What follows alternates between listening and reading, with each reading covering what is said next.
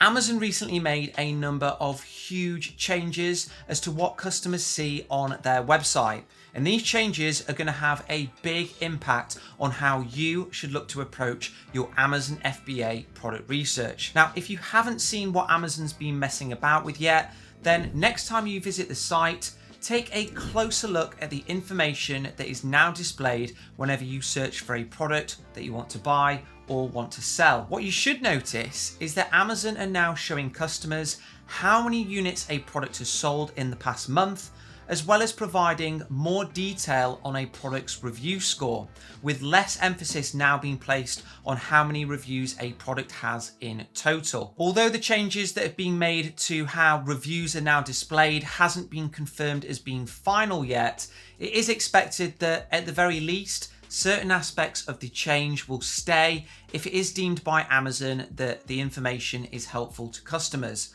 which, along with displaying sales history, well, that is going to have big implications on how you do your Amazon FBA product research. Telling customers how many units a product has sold right from the search result page, that is undoubtedly going to impact whether the customer ends up clicking and making a purchase or not. Similar to how the number of reviews used to impact click-through rates, the number of sales stat, that is something that definitely gives a product social proof. And in my opinion, the bigger that number is versus competitors, the more likely it is that the customer is going to decide to buy that product. People's purchasing decisions, they're often swayed by what others are currently buying and what is viewed as being popular or in. And we are all guilty of doing this, even subconsciously. And guess what? Amazon knows just that, which is why they've now started to publicly display this information right on the search result page, because they know that it will mean that the customer probably goes on to make a purchase rather than leaving empty-handed. But how does displaying sales figures on the search result page impact how we do our product research? Well, if you've seen my videos before, then you'll know about the importance of choosing a product that you can actually afford to sell so that you don't keep running out of stock once it's at Amazon. Well, this now becomes an even bigger factor to consider, because if you can't afford the same amount of stock as others in your niche are selling, then your sales stats that are displayed on that search result page, those are going to be tiny in comparison to others in your niche. And that is going to impact whether the customer decides to click and then ultimately buy from you. The fact that Amazon is now going to be displaying every product's sales stats from the moment that they start selling, that is also going to impact how you do your launch, especially if you want to ensure that you have the best chances of success. Having a really slow and drawn out launch process, achieving just a couple of sales a day, that is seriously going to hamper the longevity of your product and your brand, because coupled with having no customer reviews, that is going to make your product listing look really unattractive from the search result page, because customers will see a very low amount of historic sales now being shown by Amazon and no reviews. And that is going to result in a low level of conversion and a higher risk of failure. So when you are doing your product research, pay attention to the sales numbers that are now being shown by Amazon. And if you are seriously considering selling the product that you're looking at, you need to make sure that you can comfortably afford to buy the amount of units that Amazon is telling customers are being sold by your competitors. If you can't do that from the moment that you launch, then you are really going to struggle. If you can afford to keep up with your competitors,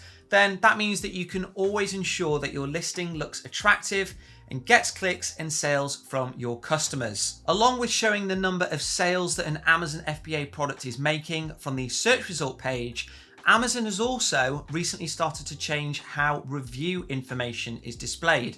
Instead of showing the number of total reviews received, they're now starting to focus more on the metrics that give customers more detail on the quality of the product. This is another big change that is going to impact what product a customer clicks on from the search result page, and it's likely to give newly established products with very few reviews a fighting chance against the more established brands that already have thousands of product reviews. So how should you ensure that you incorporate this change in how reviews are shown into your product research? Well, firstly, when you are assessing any opportunity, pay less attention to the review counts within the niche and more attention to the review score and the potential to make improvements to the existing offering. I've been saying this for a long time, but just because a number of sellers in a niche have a high number of reviews does not mean that the niche is saturated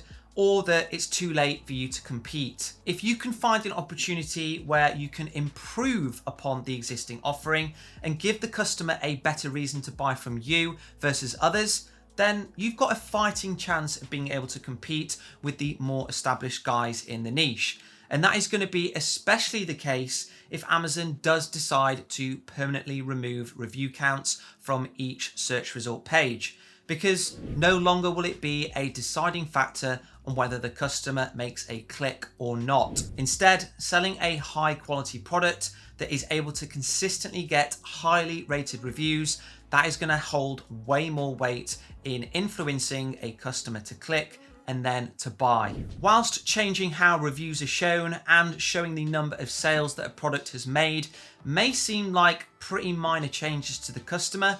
to us Amazon FBA sellers, they are huge changes and they're likely to have a long-standing impact on how we should do our product research if we want to ensure that we have longevity with our brands. So make sure that you listen to the lessons in this video and you implement them when you're doing your product research. If you have seen any other changes yourself that you think may impact how product research should be done, let me know in the comments and I'll see you guys next time.